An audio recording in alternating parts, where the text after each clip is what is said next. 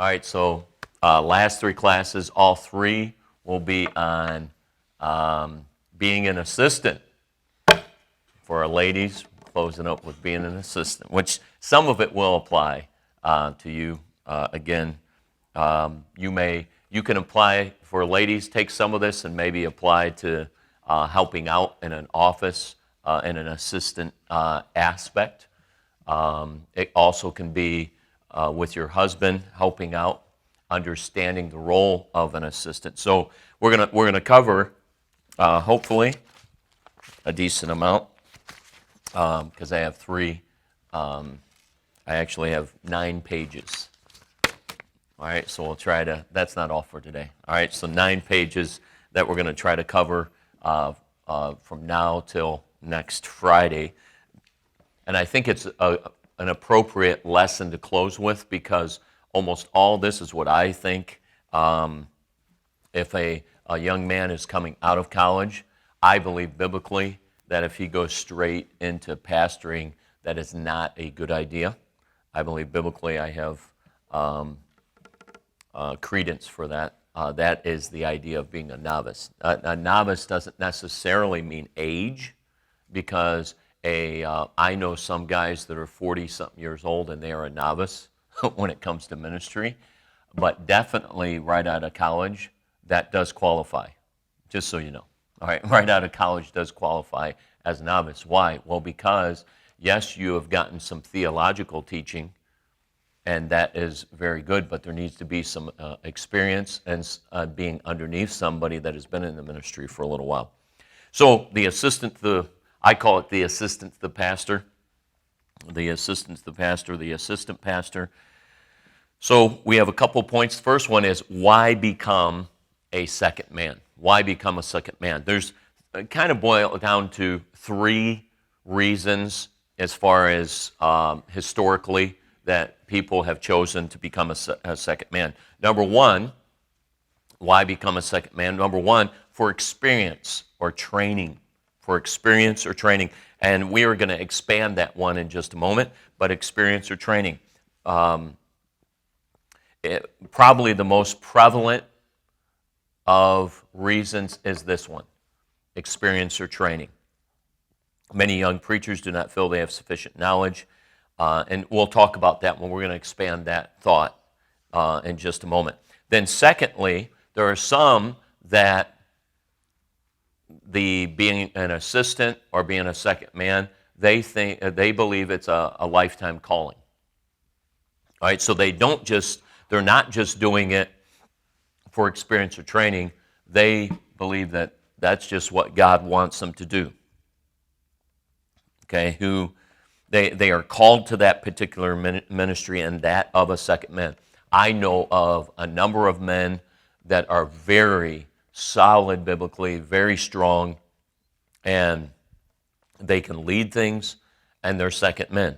It's not a knock. It's not like, oh well, guess you couldn't, whatever you call it. We could have all kinds of cliches. There's something about mustard. What's that? Yeah, you couldn't cut the mustard. All right. There's all kinds of cliches that I have no idea what that means. So we'll have to look that up, right? For next Thursday, we can have cliche day. All right. But there's all kinds of cliches that are out there, that maybe you're a second-class citizen. You just you couldn't really handle it, so you're just going to be a second man. There's some people though that you find out what God wants you to do and you do it. And if it's a lifetime calling that God wants you to do, then you do that. Okay, so there's, again, 3 reasons for experience or training. Secondly, as a lifetime calling. Thirdly, as kind of a rehabilitation move. Now, you'd say, what do you mean by that? Well, I know of some people, I've talked with other pastors that know of some men that were in the pastorate, and to use a modern term, and I don't agree with it all the way, but they basically got burned out. But most of the reason they got burned out is because they didn't approach the ministry spiritually in a way that was helping their spiritual life. And so what they do is they still want to be in the ministry, and they don't quit. So another man brings them in and says, hey, why don't you help out here? And what happens is they kind of get revitalized under that other ministry. They can't, the pressure of basically leading the ministry, they can't handle, but they're able to recoup a little bit. And that's, I don't have a problem with that. I'm not talking about morals, all right? I'm not talking about being Catholic and so here's this guy and he's a pervert, so you just keep moving him around. I'm not talking about that type of rehab, all right? That guy just needs taken out and shot or something like that. But the rehabilitation is more that, and sometimes it could be even physically. Sometimes there are physical things that come on a person, and it's just hard for them to operate. And there's no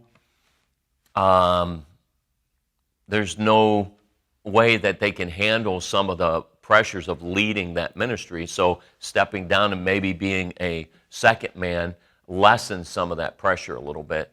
And that can also mean in a medical situation. All right, so those are the three things: for experience, as a lifetime calling, as a rehabilitation move. So let's then give you a couple of things under then. Let's expand the idea of for experience or training. All right, we're still under why become a second man. So let's expand the idea. What are some things as we're approaching it? And most of you in here, okay, you're going to approach it as probably in the first category, experience or training, or number two, hopefully coming right out of college at 22, 23 years old, you don't need rehab, okay?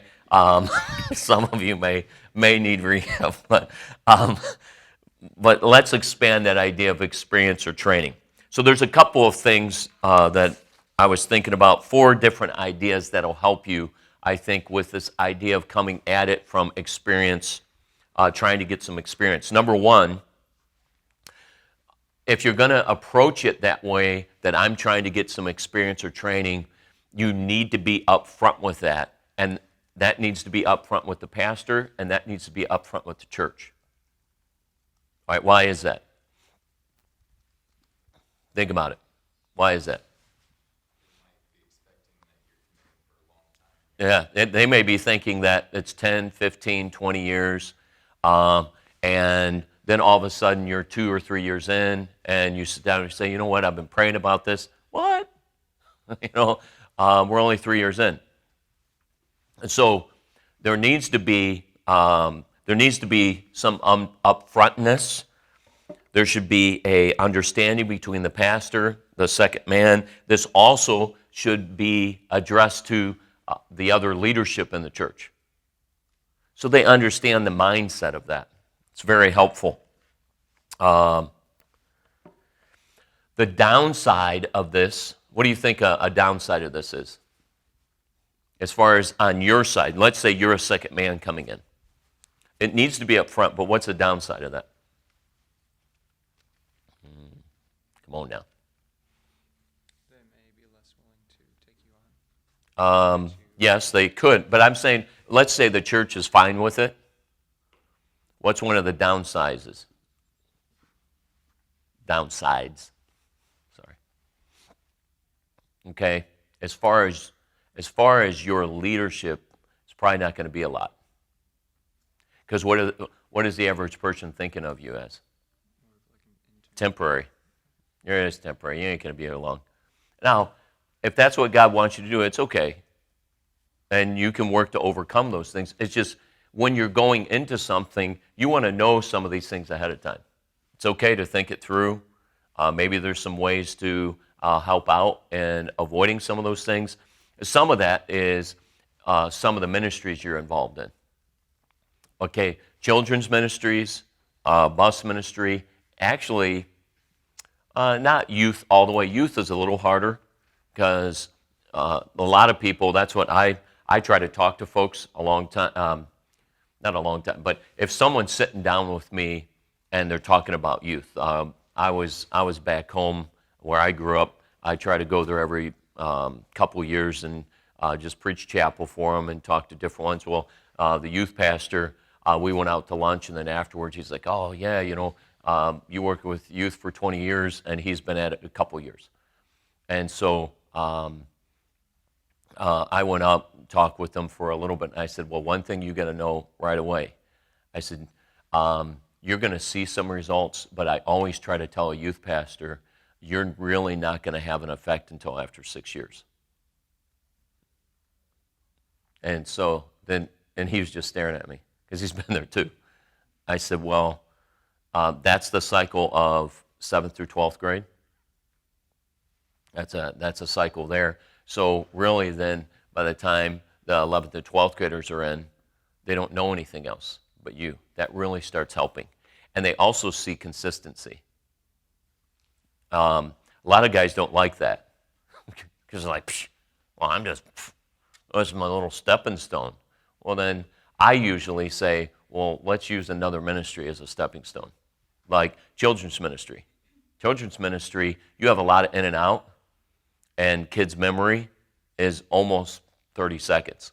Okay, so they're like, who are you? All right, I mean, you're back in the room, and you're like, who are you? All right, you've been here for 2 years. They're like, are you new? Okay, they have short-term memory. So children's ministries, there's other things, like even music. You can be involved in music, and a lot of times with music, people are in and out a little bit. So there are some things, and it may be that you are going to work with youth. You just have to understand coming into this that there are some things of being temporary. Yes, you're going to get training, and you should get training, but there are going to be some things that you probably will not be able to experience all the way because some of it is temporary. Okay, so know that up front. Do some reading on it. Think about it. Understand. Like in some ways, it's kind of like an internship. There's books out there that talk about internships and how to benefit from it. So that's what you want to try to do. Okay, understand that. So number one, do we understand when we're going into the training? Let's the pastor and myself. Let's sit down and make sure we're up front with these things. Okay, we understand that. Then, along with this idea, if I'm going to be there, let's say I'm going to be there for 3 years. This is kind of my setup. This is what I recommend to any pastor that talks to me about hiring now. I don't hire somebody permanently. What I do is I hire somebody, and then usually it's I will commit to about 2 years. And after every year, we evaluate. And the reason is that it's not just they have to like it, I have to like it too. Understand? There needs to be a fit. There isn't always a fit with personnel. All right? It can be, most of you don't have tons of experience. There may be somebody here that every other week you have a new job, which could indicate some problems. All right, so we won't get into that, but I know in my lifetime I've had a lot of bosses, a lot of different bosses, and that could be from little fast food places to warehouses to all kinds of different places. There's all kinds of different bosses, and some of them weren't a fit. Okay, they weren't a fit. Some were a fit, and so then I can remember in high school and then some other ones, I'm like, yeah, you know what? I'm thinking I'm going to try to find another job. It wasn't really that the guy wasn't paying me properly. We just didn't get along really well. So if I could find another job, I was going to get another job. Well, that can happen also in a ministry situation. All right, I'm not going to say I'm the greatest boss. But also, on the flip side, I'm not going to say I'm the greatest worker, or I'm going to understand everything. So there needs to be a fit. So when it comes to this idea of internship or training, if you are going into this idea, so we're still in this, I'm coming into this job with the idea that I'm being trained. Well, then how good is it if you never are evaluated? Oh, I'm being trained. So how do you know how you're doing? I'm being trained. So you evaluate yourself. I'm excellent. I cannot believe how good I'm doing. That's always, I evaluate myself, I'm unreal. It's unbelievable what I'm accomplishing. All right, but somebody else evaluate, or your boss evaluate, that'll be a little bit different probably. So if you're going to go into it with the idea of training, then at the beginning also set up some parameters that you're being evaluated. It's going to help you. If you're going to be trained, let's get the training and set up some things so that then every so often, and it may be then that you are in the course of training, the pastor sits down and says, hey, oh, you're wanting to learn this? Here, let me have you try this over here for a little bit too. All right, that's the idea of being trained. Experience some of those things. So that's number one. Number two, some people, this is very, very related to number one. Some people have what they call internships, and they're basically 1 year. Okay, 1 year internships. So if you are wanting to be an assistant or wanting to be a second man with the idea of being trained, then look also for places that have 1 year internships. I know of a couple of places that they look for that. They look for that, and they have 1 year internships. And why are they doing that? Because as a church, they like to train people. All right, so I'm just throwing that out for you. If you're looking at being an assistant for the purpose of training, then find places that have that. Okay, number three, as an individual, if you are going into it with the idea of training, then make sure you take notes regularly and evaluate what's going on. I would recommend once a month or twice a month, sit down, have a time that you sit down and you record things. Record things. Say, all right, this month I did these jobs. This is what I was required to do. I could have done this better.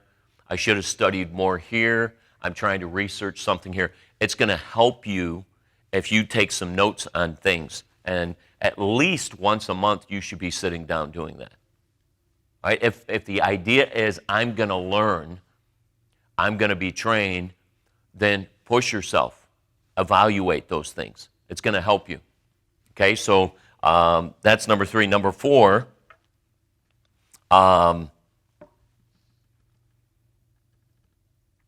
the idea of experience or training. Number four, if you believe that you are going to be a pastor someday, I believe this idea of experienced and training you have to do. You have to do it right out of. You need to do this out of college. You need to say, I'm going to go in and I'm going to have somebody train. And the reason is, it's not really fair to a church for you to go in and your internship is the pastorate. Because those people are going to get hurt. What's going to happen is you're going to make, and more than likely, you're not going to stay there long. So basically, that church is your internship, and then you're going to bounce to another church probably within 4 or 5 years. Why? Because after about 4 or 5 years, they're going to be sick and tired of you because you're so stupid. They're going to be like, you know what? Mistake here, mistake here, mistake here, mistake here, mistake here, mistake here, mistake here. We're thinking that, God may be leading you somewhere else. Okay? So be careful of, I know I'm supposed to be a pastor. I understand that. But then go and be an assistant. Why? Because going and having a church as your internship is not good for those people. Because what's going to happen is families are going to be hurt. And also, because of you not knowing a lot of things, more than likely, your family is going to be hurt too. Your marriage can suffer, your family, your children will suffer through that. And so that's just my take on that. All right, so that's why become a second man.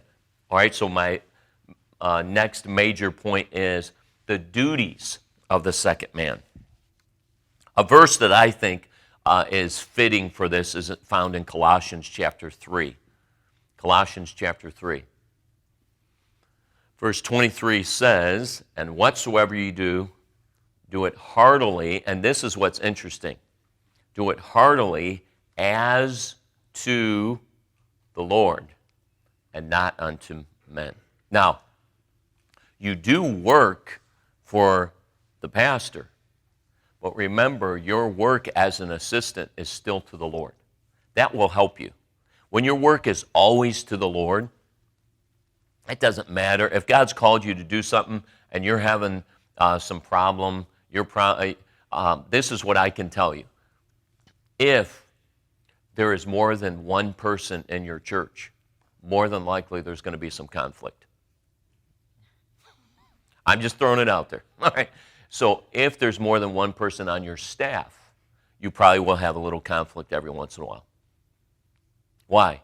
Because when you put two people together, more than likely, there's going to be a conflict sometime. You have to learn that. In fact, I was talking to the young couples and just teaching through some things over the last night and then next week. And one of the things, one of the passages I wanted them to look at is found in Luke. And in Luke, here are the disciples, and it's Luke 22. So those of us that know the Bible a little bit, Luke 22 is where in the chronology? I'm just throwing it out there. Pretty easy question here. Doing it real simple because you guys are upperclassmen. Where is it at? What do you think? Chronology here. Luke 22, where's this at? I don't want to give you the answer. Look at that. That's why I was saying I didn't want to make it a hard question because you're upperclassmen. All right, so Luke 22 is not the beginning of Luke. Did you guys get that? All right, I know it's hard. You're like, whoa, oh, it's hurting. All right, so we are at the end. So this means that the disciples have been hanging out for more than likely close to 3 years, nonstop with Jesus. And yet in Luke 22, Jesus is away for a little bit. He comes up, and guess what they're doing? Hey, you know what? I'm thinking I'm better than all you guys. They were debating who was the greatest. Does it sound like the dorm? Especially the men's dorm, right? Who's the greatest? So here they are 3 years with Jesus, and they're still having those issues. And what I was trying to get across to the young couples is I've got young couples that some of them have grown up in church all their life. There's some that have not grown up. I mean, they've been saved recently, and they're growing in the Lord. But if Christ, after 3 years of being nonstop with the disciples, and they're arguing who's going to be the greatest, I'm pretty sure in a church situation, we're going to have that too. There's going to be conflict of pride and egos. That's going to happen when it comes to duties and when you're dealing with things as an assistant. But what you have got to understand is I'm working for the Lord. That's what I'm doing. I'm working for the Lord. In fact, Paul said this is another passage I told the young couples to read is 1 Corinthians 1. And in 1 Corinthians 1, Paul is telling them that really what we're doing is foolish to the world. And then he gives a conclusion in verse 31, and he says, if you're going to glory in the Lord. That's what we have got to understand as a person that's going into the ministry. It's not about our recognition. It's about glory getting to the Lord. Anything that can be accomplished, it's because of him anyway. So we have to make sure that our work and our dedication is steering the glory to the Lord. So let's go through some duties or some ideas with duties here. Okay, so when it comes to duties as an assistant or as a second man, number one, learn to do your job well. Now, what do we mean by that? Learn everything you can when somebody gives you a job. Okay, so let's think of an assistant. And a little bit later, I'm going to give you a list of jobs. Okay, I'll list a couple of them. Okay, lead all the congregational singing, direct the adult choir, direct the teen choir, provide all coordination for all special music, charge of the bus ministry, preach in the pastor's absence, editor of like a newspaper that goes to members, headed up missions department, summer camp, doing baptisms. All right, so that's just a little list there, and we'll expand it. All right, I think I have 20 more things there. Because so those are just a few things. So I come in, and I know I had to do this in college. Yeah, I knew what a baptism. I mean, I grew up in a Baptist church, but you got to baptize. Yeah, it's fun watching somebody do their first baptism. I feel sorry for the little person, and hopefully it's not a big dude. Okay, but more than likely you will have a big dude. All right, I can remember the one. I see him every once in a while. He's in and out of prison still, but he is and so for that reason, basically all he does is he is like a human muscle. All right, he looks like a human muscle, and I mean he walked in for baptism, and I'm like, holy cow. I mean, he was a big. I mean, not just tall. I mean, he was pretty tall, but he was just big. And you go up and like, hey, all right. You're like, wow, that, like a chunk of beef there, son. All right. And so you got to baptize him. You got to put him under and bring him up somehow, or close the curtain real fast, and then get him up. But that's what all right, so if you're going to have something, all right, your job responsibility is baptism. Learn all you can. Sit down with the pastor. Say, hey, can we go through it? Can we walk through it? You want to be as thorough as possible. Get everything. And I'm Dr. Vogelin doing this now. I don't have to do it as much because after a while, everything, you get it down. But when I was first doing things, I was checklist man. So I had a checklist for everything. That meant if it was Sunday school, I had it all down as far as, okay, here are the 20 things that I want to make sure are ready for Sunday school. And, all right, can I have a couple other people do that? But I'm going to make sure that, all right, the lights are on, the heat is on, the songbooks are out. Are we having special music? Are we having this or that or that? All right, here's the list of things. That's what we're going to do. Okay, so, but once you're giving something, learn all you can about it. Then read a little bit on it. Study it. If you have a couple of people that you can call or email and say, hey, what is your practice in regards to this? Find out. Do your job well. Become good at it. Become so good at it that the pastor really doesn't want to get rid of you. That's okay. That's called job security, okay? But learn to do it very thoroughly.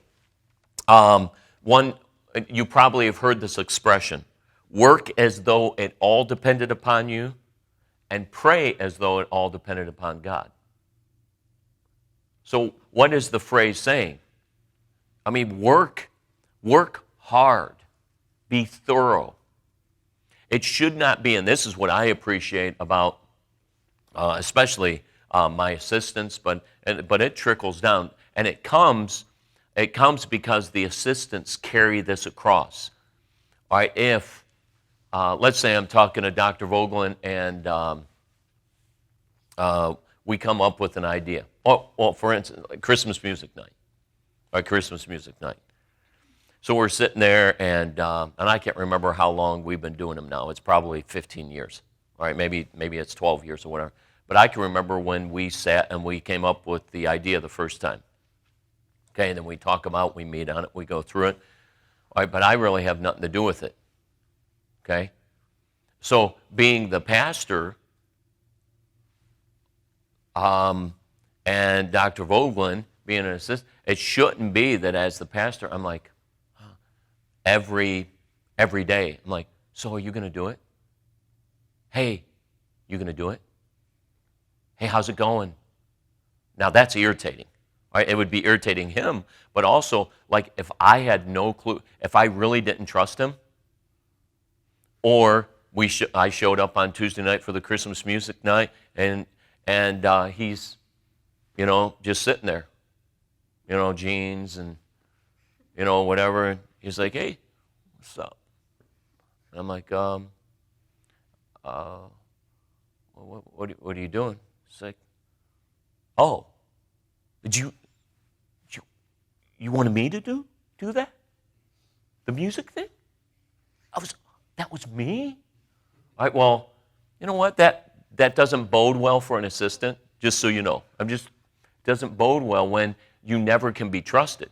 Like if it's always, well then I might as well do it. So as an assistant and as a person right now training to be in the ministry, develop the habit that people, when they give you something, they don't have to keep coming back saying, hey, so is it done? Like a text every half hour. Verse token. All right? Or, whatever. Maybe they have like a little code. Here's the verse. A little verse token emoji. All right, I don't know. Come up with something. And so, every hour it's hitting there. Why? Because they never know if you're going to have verse tokens. Because you're unreliable. Unreliability just breaks things down. So learn to do your job well, learn to be trusted at it, and that's part of it, because when you grab it, they don't have to worry about it. They don't have to worry about, oh, well, man, I sure wonder if that's going to be done. No, it's going to be done. Why? Because they're responsible. Develop that habit of being responsible and doing, and that starts right now. It starts years ago, but let's say that you haven't had that trait. Then start working at it so that when you say, hey, I'll do it, they can mark it down. It's done. It doesn't have to have dozens of reminders. It's learning to be responsible. So you're reading about responsibility. You're reading about different things. You're studying about the ministries that you're in so that you're good at it. So number one, as far as duties of the assistant, do your job well. Number two, explore your gifts. Explore your gifts. What do we mean by that? There may be some duties that you're going to do that just are duties. It has to be done. It's not really a gift thing. But that's why I like taking time with somebody and saying, hey, let's just work a couple years. Because during those couple years, I tell them, let's explore different things too, because not everybody is good at everything. And what you'll find is, oh, you know what? I'm pretty good at organizing. All right, so here are some responsibilities in organizing that let's just take off with that. You're going to have these other responsibilities, but these things here, let's expand this here. Let's take this and let's go with it. That's what I know. I learned that about youth. Okay? And there's nothing wrong with saying, all right, God, show me these different things and show me ways to relate to different things, even to this day. Okay? My wife, she jokes about it all the time. It doesn't matter where I'm at. All right, I'm in China. And guess what? The youth, we're hanging out. And we're nutting around. Okay? Because I know I've learned that there's just a connection. Right? We get along well. Probably because I'm immature. Okay? And they're immature, so we get along really well. But we like hanging out. We like talking. We like doing things together. I enjoy being around them. So then you explore that. Don't be afraid of just exploring and running with it. And you'll understand, it could be in a church situation, they don't have a lot with it. That's all right. Then sit down, talk with the pastor, say, man, I'm really enjoying this. I'm getting more of a burden. Sit down with the pastor. Just say, hey, now the pastor may say, you know what, we don't have the availability right now and this other things, that this is what has to be done. But still, then in your own time, develop that, because what you're seeing is God giving you a burden. God's showing you that, oh, that's something you can really work with within your own heart, because God gives all of us different, we're individuals. We don't all have the same capabilities with different things.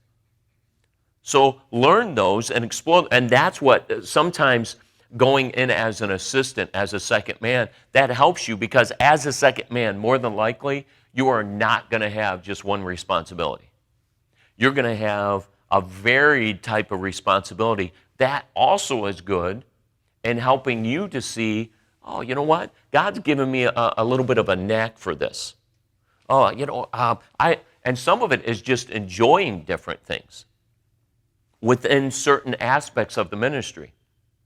Okay, I've learned that, and that's why I try to take time with our staff and say, I may move you a little bit over the course of 3 to 5 years. We may adjust a little bit, because some people, you put them into teaching, and after a couple years, they realize it, we realize it. Yeah, you're not a good teacher.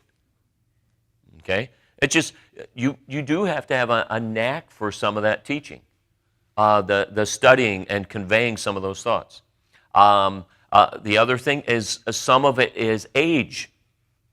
Different people. Like, for instance, I had Dr. Mitchell come in yesterday, and he was talking about the elderly. Okay, by far, I have had probably in the course of, in 26 years here, in the 26 years, we probably have had 7 or 8 different people in charge of the Jolly 60s. Okay, by far, Dr. Mitchell outsurpasses almost everyone. There's something that he connects. Well, one, I always joke with him, he was born old. All right, there's something, he was born old with certain things. Now, he's really fun to be around, but he relates to them. And I'm saying our Jolly, I'm probably every other week, I have a Jolly 60 or somebody, a worker that comes to me and talks to how they really enjoy him and how he puts his heart into it. All right, so, but he wasn't doing that 10 years ago. He wasn't doing that 10 years ago. It just, you know what, we pray about it, we pray about it, we think about different things, and we're like, oh, you know what, there's a knack there. So you're exploring some of those gifts sometimes and saying, all right, God, help me find the things that will help me to be a better benefit to this ministry and expand it. And then don't be afraid of diving in and expand it a little bit. Now, again, you're a second man or an assistant, so make sure you're talking to the pastor a little bit about it. That is helpful. But talk to him and just say, hey, I'm really enjoying this. And I know this as far as assistants that are under me. If they're really enjoying it, as much as possible, I'm going to let them run with it. Because it's fun. I want them to enjoy it. Okay, so do your job well. The second thing, explore with your spiritual gifts in the different responsibilities you have. Then, number three, look for things that the pastor asks for indirectly. Now, what do we mean by that? Look around the ministry and start finding things that, you know what, oh, I could do that. That over here, it needs tidied up. Look for things that kind of indirectly aren't done, or that the pastor,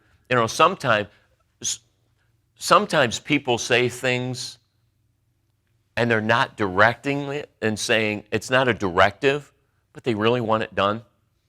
Have you ever had a boss that way, or maybe a parent? Or you've done that at Christmas? Man, really love that cashmere.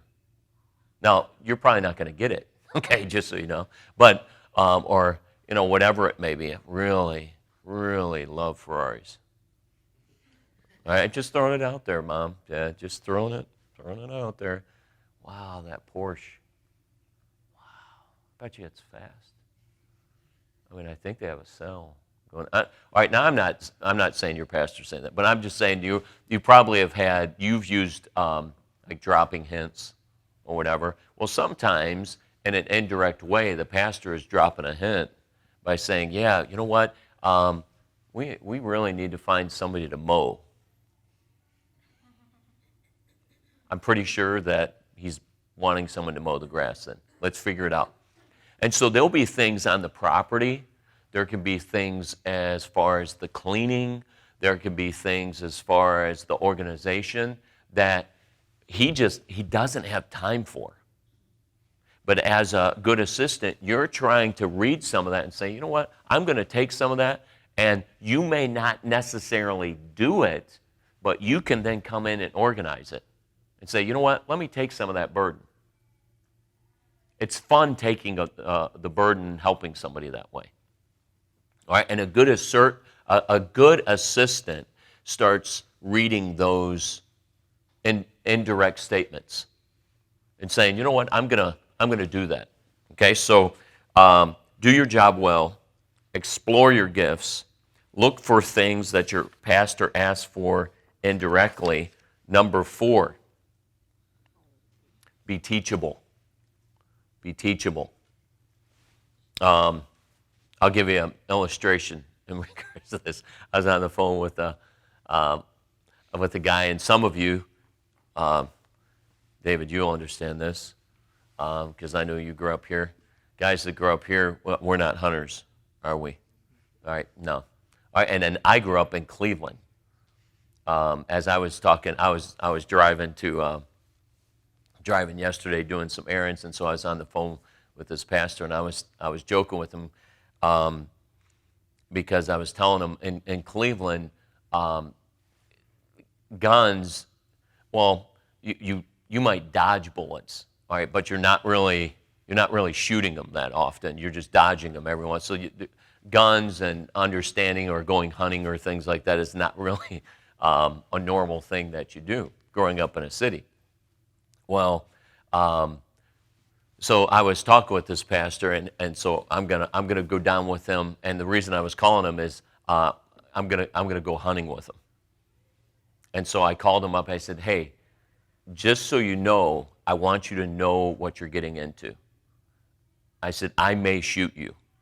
Okay, I have guns. I have lots of guns, and every once in a while I shoot them or people. All right, but I said, you just got to know. I said, I have no idea about hunting. Well, and so the pastor was laughing at me, and he goes, you know what? You're already right there. He says, I'm already ready for you, because he says, I have a lot of people come down, and I try to tell them they have no idea, and yet they say they do, but they don't. He says, so I'm already happy. He says, as long as you know nothing, then we're ready. And I said, well, I know. I have no idea. I said, I'm hoping that I can pick the gun up and not shoot myself. All right?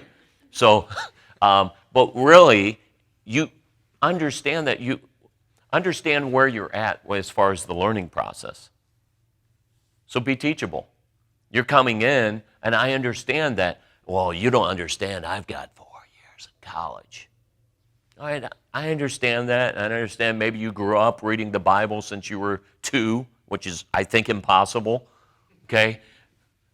But I understand all that, but you don't know everything. I don't know everything. I'm still trying to learn and read and study, and yet I know this. I know a lot more than you. But yet I'm not going to say that I know everything.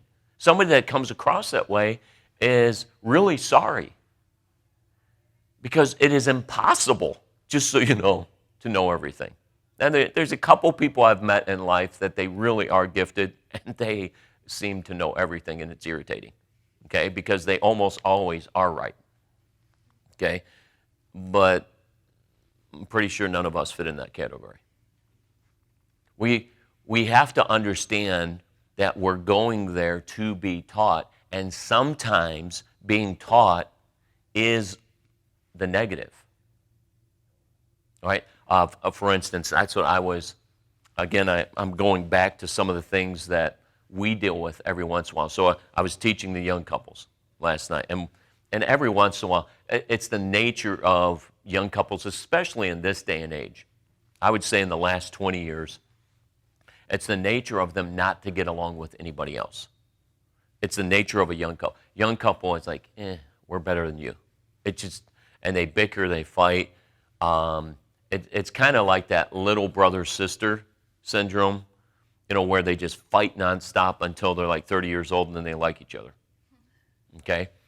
Well, in the young couples, sometimes you have that. And then they're nitpicking about different things. And so at the beginning, I just wanted to address a few things, and I wanted them to know that, for instance, I had one young couple sitting here and one sitting there, and I said, this guy may say, you know what, I don't watch any Disney films, ever. That's fine. This guy may say, you know what, we're going to watch a few, but then this guy is telling his kids, yeah, look at them over there. I said, what you're going to do is have a little Pharisee. And that's wrong. Because in your home, you're in charge of it. But you're not in charge of that home. Now, as a church, we covenant together about certain things of morality and watching out for worldliness. But within each house, there's the priesthood of the home. And that guy needs to be dealing with his home.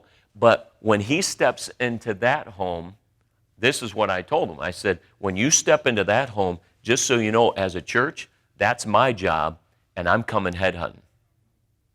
And when you step into our nurseries, or you step into our junior churches, or our Sunday school, and you are talking with another young person, I just don't understand why in the nursery. I said, what I'm going to do, and I told him, I said, I used to be a youth pastor. God's changing me. I'm trying to be nice. Okay, but what I want to do, I said, husbands, go find your wife and smack her silly, all right? Because it's just irritating. I don't care what you think about our nurseries. The church didn't vote you in to be in charge. So in your home, do all the stupid, ridiculous things you want, okay? And we'll make fun of you. All right, no, all right, we won't. But in your home, do that. But once you step out into the church realm, no. No, that's my job. That's what my job is here for. We have to understand that, okay? And the reason I say that is we have to be teachable. What happens is that oh, well, I'm so righteous. No, you're not. Be careful of that. Who is that guy? If I was in charge, and this is what normally happens when you're in charge, it flops. Be gracious enough to be able to take reproof and correction. Reproof and correction sometimes is really hard to take, but we have to take it. And a lot of times,